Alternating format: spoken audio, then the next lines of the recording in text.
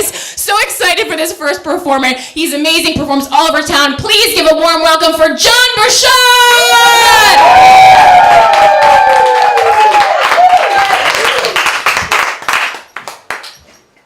Hi.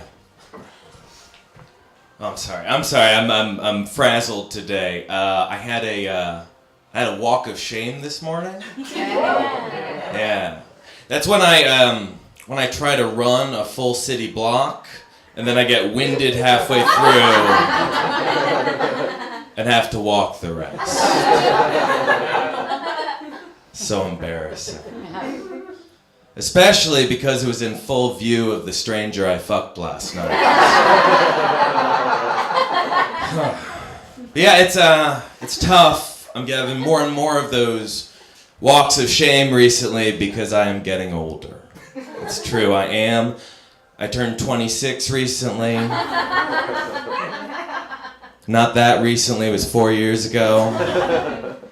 But it's tough. It's tough to get older. It's bumming me out. It really is. It's bumming me out because I keep thinking about all the things that I'll miss out on, that it's too late for. Like at my age, it's too late for me to ever be a music prodigy.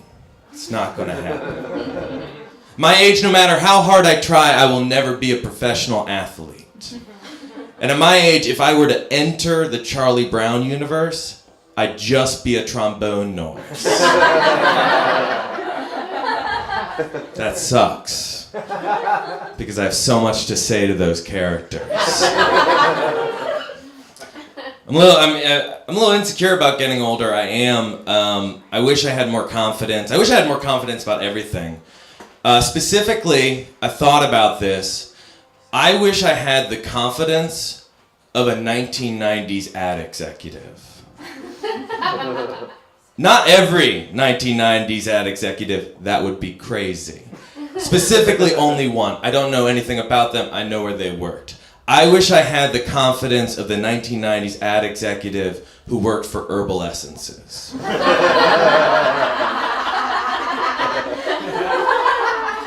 Because I would love to have the courage to walk into a room and go, "Hey guys, hear me out till the end of the pitch. What about lots of ladies coming? That's the whole pitch. God, we should all strive to be that confident." You know, it's a little unrelated, but speaking of orgasms on screen, have you guys ever seen one of these sex scenes in a movie, in a regular movie? I'm not talking about pornography. I don't have anything wrong with pornography. I enjoy it. Personally, I only watch lesbian pornography. Yeah, I'm not like obsessed with lesbians or anything. I really respect the Bechdel test. But yes, no, not pornography. I'm talking about a regular movie sex scene. And actually, not really a sex scene. It's a scene when they cut to a couple and they want to show that the couple just did have sex.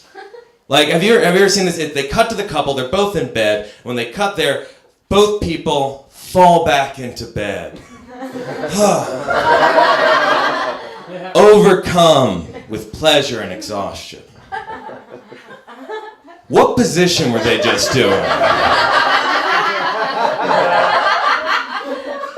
Because I put a lot of thought into this, and to the best of my knowledge, the only thing that would result in that would be two people kneeling on a bed side by side, jerking each other off. Either that, or even less likely, perhaps the man climaxed so hard that his body shot forward and the woman literally lifted off into the sky.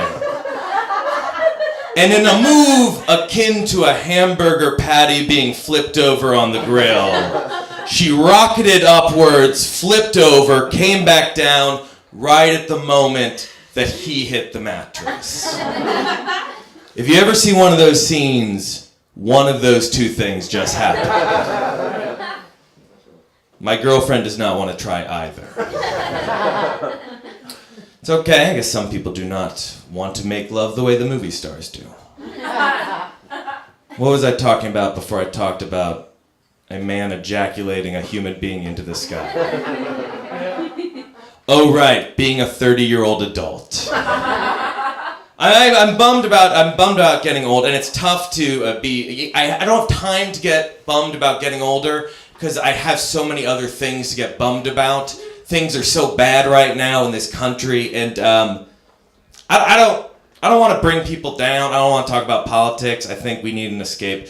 But I will say one thing about this. I think no matter what your personal politics are, Donald Trump is a weak president.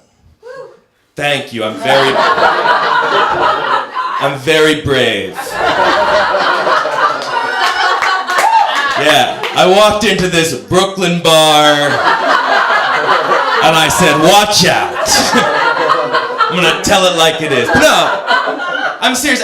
No matter if you're a Trump voter or whatever, I think we all can agree he's a weak president. He's achieved very little. I mean, at this time in their first terms in office, Barack Obama had already saved the auto industry. Harry Truman had already gotten us out of a war. George W. Bush had already done 9/11.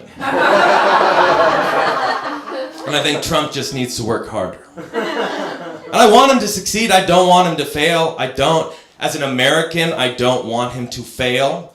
And also, every time he fails, he really degrades the value of my diploma from Trump University. It's getting to the point where people will not respect the fact that I graduated from Trump University. But I don't want to talk. I don't want to think about politics. I don't want to think about getting older. So I try to focus on things I like. Things I like Halloween just happened. Did you guys have a good Halloween? Yeah. That's good. I love Halloween. I love the Monster Mash. I love that song. When I was younger, I thought it was corny, but now I love it. And you know why? It's because I've realized that song perfectly encapsulates my Halloween experience. Because it's an entire song about someone describing a cool party I wasn't invited to. The lyrics to that song are kind of like flipping through Instagram on November 1st.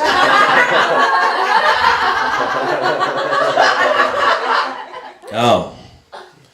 Dracula and his son were there. Seems like a graveyard smash. I wish I was there.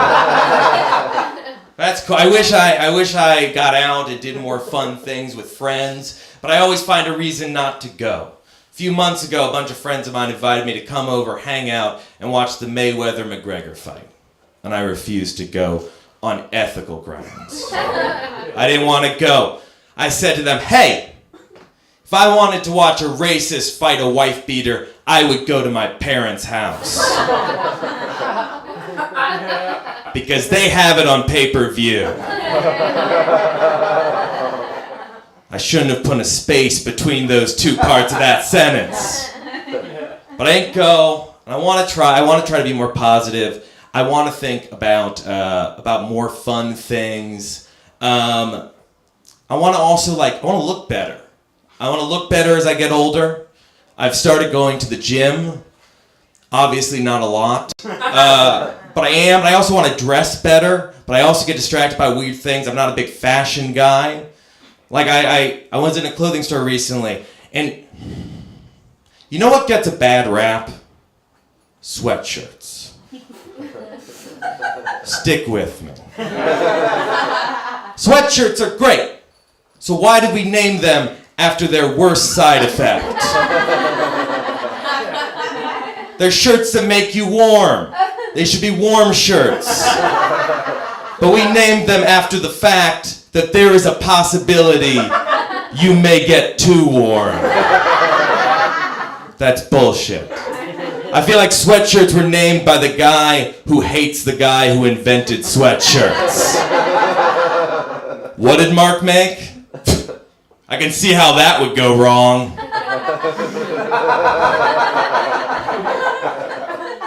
That's the end of my sweatshirt material. That's part. I feel like when I was younger, I would have had tons of sweatshirt stuff, and it would all have killed. But you lose a step as you get older, and people take advantage of that.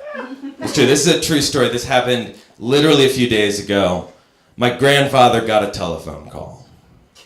And yes, I understand that is an incredibly exciting way to start a story. Any of you who are sitting there going, I gotta go to the bathroom, is now thinking, fuck it, I'll piss my pants. I've gotta hear where this grandfather telephone call story is going. But no, he got a telephone call, and the person on the other end of the line said that they were me. They were not me. They said that they were on a road trip in Atlanta. They had legal trouble. They need someone to send them money immediately. Fortunately, my grandfather figured it out. He hung up on the call. Unfortunately, he told the family that he figured it out because I never called. That is some next level guilt. That is tough. I heard that story and I felt truly terrible that a stranger had to have a phone call with my grandfather. I've talked to him on the phone, and I know that this person is a thief scamming the most vulnerable, but I do feel if you're willing to have a phone conversation with a man in his 90s, you deserve at least some money. That makes me sound bad. That does. I'm trying to seem positive and fun. I'm throwing myself into comedy. I'm trying to seem more positive. Look on the brighter side. Like last night, I had a really bad stand-up set. But earlier in the night, I had a great improv set. And so I'm trying to stay positive, I'm thinking that if you add the two together, my parents are still disappointed in me. But I'm trying to stay positive, trying to do some fun comedy. Here, you know what? You guys want to see some impressions? Yeah. You don't have a say in it. All right, I'll do some impressions. Okay, first impression. This is a person who has never, ever existed. Oh, cool! My favorite podcast did a live episode. Okay, next up. All right, here's another one. This is an impression of a lunatic. You know what everyone likes? Bananas wearing Rastafarian hats. This is an impression of the owner of every carnival ever. You guys hear that lunatic? He's got a great point. Make $1 million. Here's another impression. All of you have to suffer because I gave up. That was my impression of someone bringing a bike on a subway.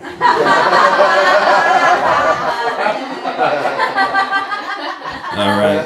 Let's see, one more impression. This is someone who learned how to dance entirely from the video game Dance Dance Revolution. Hello, Eleanor. Please, thank you.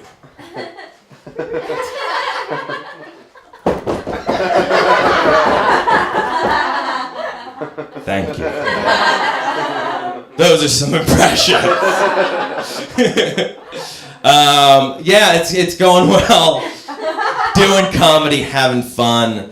But I'm bummed about getting older. But I think in the end, I'm just bummed about things in general. I think I'm just kind of a bummer of a person, you know? It's true, I wasn't always this way. I remember I was super positive until right around the age that children stopped having to give everyone Valentine's Day cards. Before that, everything was gravy. After that, my life has been one long, empty shoebox taped to a desk. I'm trying to be more positive. I was talking to my mom on the phone the other day. And I was telling her about things that bummed me out. And she said, you know what? She listened to it all, like good moms do. And she said, well, hey, it's Friday. Just try to have a great weekend. Actually, try to have a good weekend. Great might be too much to ask for. And then she hung up the phone. I I had two thoughts at that moment. My first thought was, wow, in one moment I have seen my entire personality and how it was created. Everything. My issues with depression, my pragmatism, all of it. All encapsulated in that one moment, that one comment from the woman who gave me half of my jeans. And the second thing I thought was, fuck. That lady fucking gets it. All right, I'm Jon Bershad. Thank you.